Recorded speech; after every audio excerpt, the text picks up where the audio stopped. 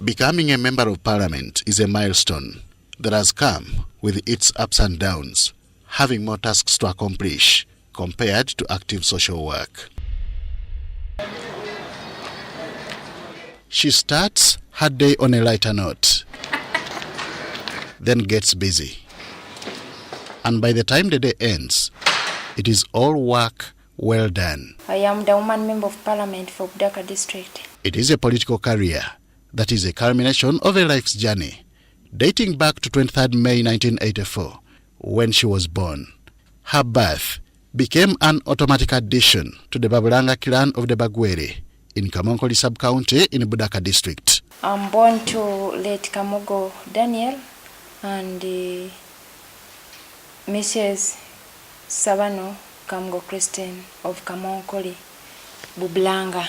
She attended Kamonkoli Mixed Primary School, from where she completed her primary leaving examinations. This was before joining St. John's Secondary School in Tebetebe for her O-level. She would enroll for Our Lady of Consolata in Kireka for Senior 5 before bouncing back to St. Joseph, from where she completed her A-level. It is from here that she enrolled for Social Works and Social Administration at Uganda Christian University, a career which initially was not her dream. Actually, I wanted to become a lawyer, but as I grew up, things changed. I was blown out by the points that they wanted at the university by then. I couldn't make it, so I had to change to becoming a social worker. And before that, I always had passion for the less privileged persons. As a young girl in school, it was not a walk in the park, with girl-related challenges being part of her. Had it not been for her elder brother and father, perhaps she would not be what she is today. I was lucky that much as I come from a very humble background, my father was always providing for us, the girls especially.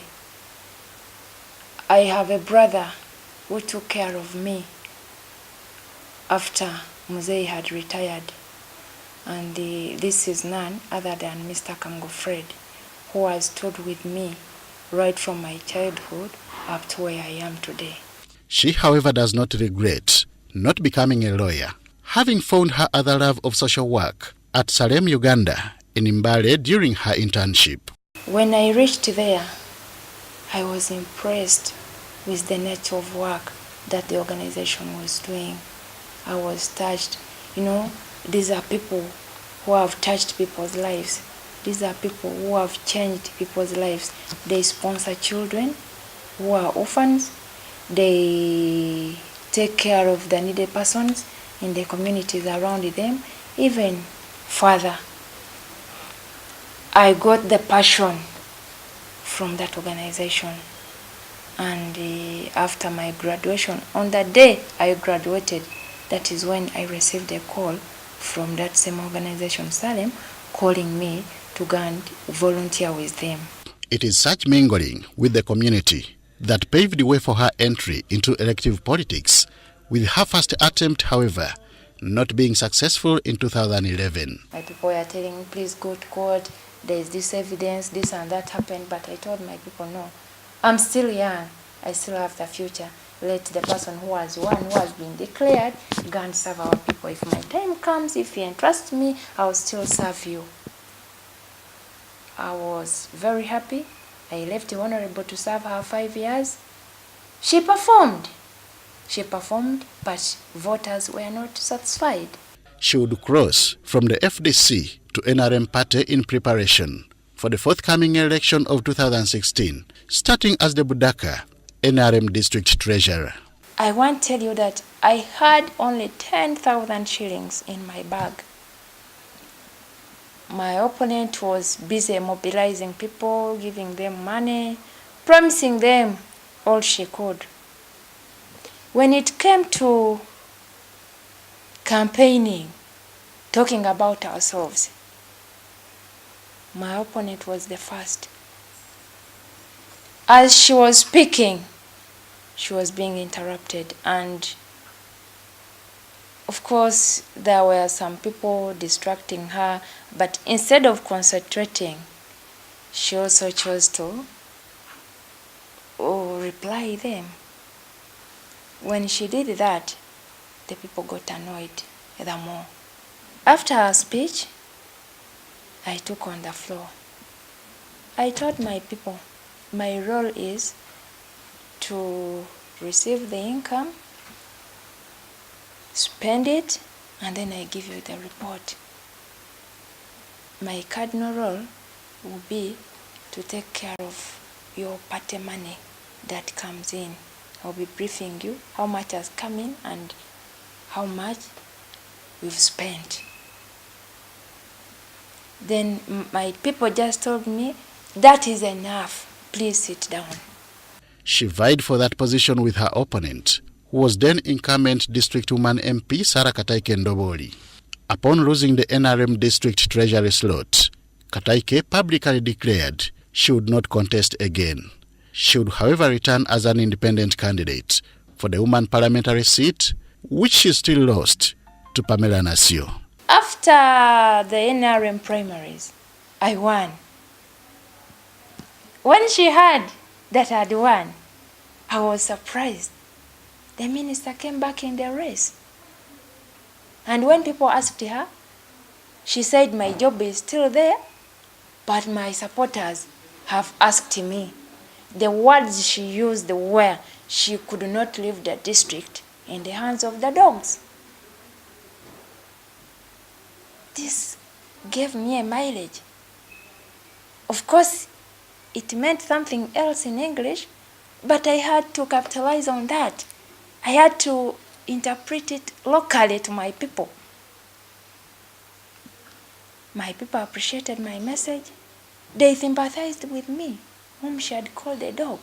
She could not afford to leave the district in the hands of the dog. For me, I also interpreted in Lugwere the way a dog in Lugwere is in Bwa. Nasio has since become a woman member of parliament for Budaka district, a role she says is interesting and challenging at the same time.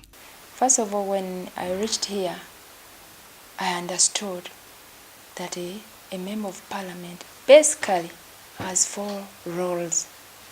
1 is legislation, 2 is representation, 3rd is budget appropriation, the 4th one is the oversight role. What has life been like at Parliament? How has she found the role of legislating as compared to being a social worker? I will never take the people of Budaka for granted. However, bearing in mind the roles of the institution of Parliament, this has kept Pamela Nasio going. In 2011, I joined politics. I stood on the ticket of the FDC and I lost to Honorable Sarah Kataike Ndoboli, whom I repressed eventually in 2016. It is rumored that women members of Parliament tend to abandon their marriage partners when they get there.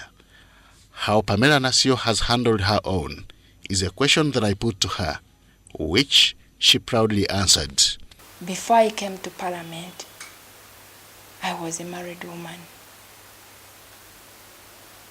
My husband first. With or without Parliament, my husband first. And I know he's even my voter number 1. Nothing has changed. Even our male counterparts, some of them are married, except some youth maybe. But they're also growing every day. Parliament is a place to legislate. Here, she also decries the increasing cases of domestic violence, especially in eastern Uganda, whose causes she highlights. Lack of respect for maybe couples.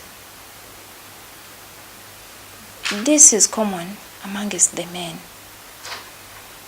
You have things that you do that you want to do in front of everyone. Well, I may say, okay, this is my husband, I'm used to that. But when and where do you want to do it from? As she underscores the need for more sensitization on fighting the vice, she has an appeal for both men and women. Men, you must have love.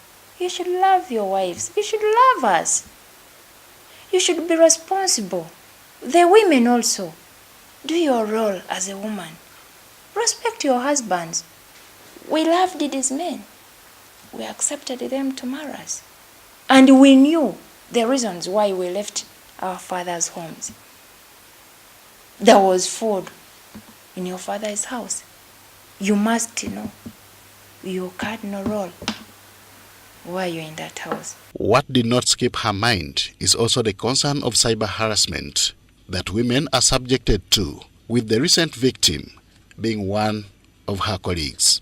Some of these boys actually are running to us simply because they want some money. They think when you date a member of parliament, you've fallen in things. It is a different story. You can't fall in things. There is nothing to fall into.